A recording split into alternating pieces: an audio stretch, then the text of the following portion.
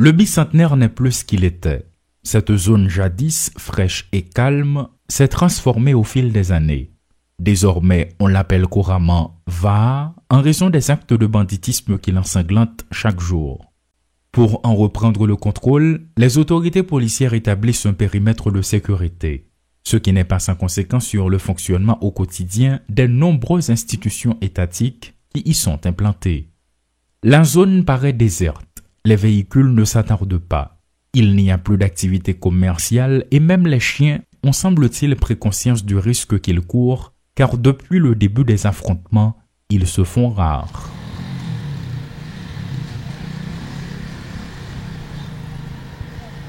C'est difficile à croire, mais pourtant vrai. Le tableau qui règne devant les locaux du tribunal de première instance de Port-au-Prince attire l'attention.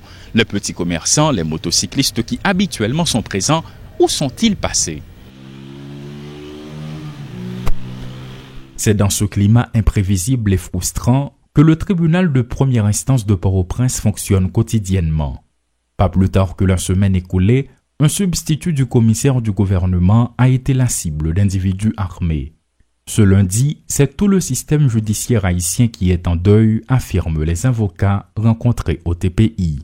Nous pas qu'à comprendre un chef de la poursuite pénale, un commissaire, un substitut, en pleine rue, ok, les laisser poli sans que nous pas qu'à connaître pour qui motif.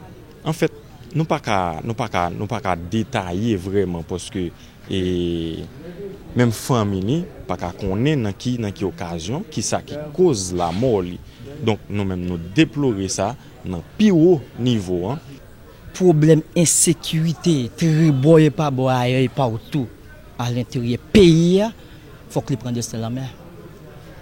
Confrère a exprimer à tous les commissaires du gouvernement et le commissaire en chef paquet à tout, ministre de la justice, sécurité publique et le doyen du tribunal.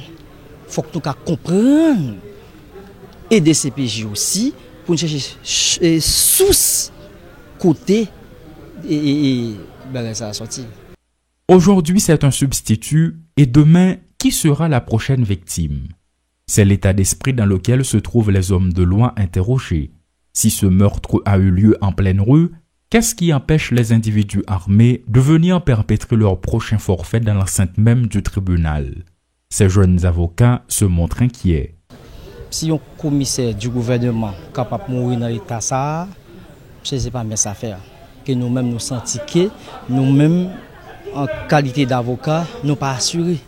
Si un commissaire du gouvernement qui est chef poursuite dans la société, qui c'est garant société, c'est la mourir dans l'état ça, bon c'est nous-mêmes, c'est qui côté nous aller. Parce que nous pas arrêter à regarder situation ça, qu'à déplorer et lorsque vous arrivez aujourd'hui un commissaire du gouvernement dans une situation pareille, donc au cas de tout que pas de monde qui est épargné du tout avec question de insécurité. Ici, tout le monde est encore sous le choc. Fonctionnant déjà dans des conditions précaires, faute d'infrastructures adéquates, le tribunal ne peut continuer à faire les frais de l'insécurité qui sévit dans la zone, soutiennent les avocats. Selon eux, l'État doit assumer ses responsabilités. L'administration net, elle est paralysée, mais le parquet n'a pas de droit fermé. Sous quelle que soit la circonstance, le parquet a mérité d'être debout. Même qu'il ne peut pas recevoir monde pour dire qu'il a traité cas, mais c'est normal pour le rester vivant. Parce que c'est faut dire le commissaire du gouvernement. Nous devons jouer une issue pour nous stopper dans le pays. Parce que c'est nous-mêmes qui jeunes journalistes, jeunes avocats, et nous tous ensemble nous concernés. Qu'en est-il des justiciables qui sont considérés comme des principales victimes? D'abord de l'insécurité, ensuite de la grève des magistrats lancée il y a bientôt 3 semaines.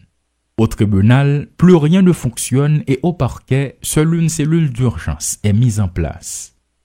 Actuellement, l'entrée du tribunal de première instance de Port-au-Prince n'est plus qu'un espace de stationnement pour les motocyclistes qui, eux aussi, ne sont pas à l'abri d'une balle plus ou moins perdue.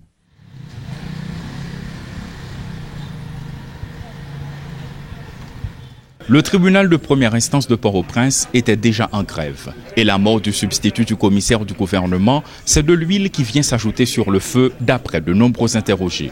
Un calvaire pour les justiciables, un manque à gagner pour les motocyclistes et les petits commerçants, entre autres, selon les constats. Paul Léel et Rodolphe Pierre-Louis pour Télémétropole.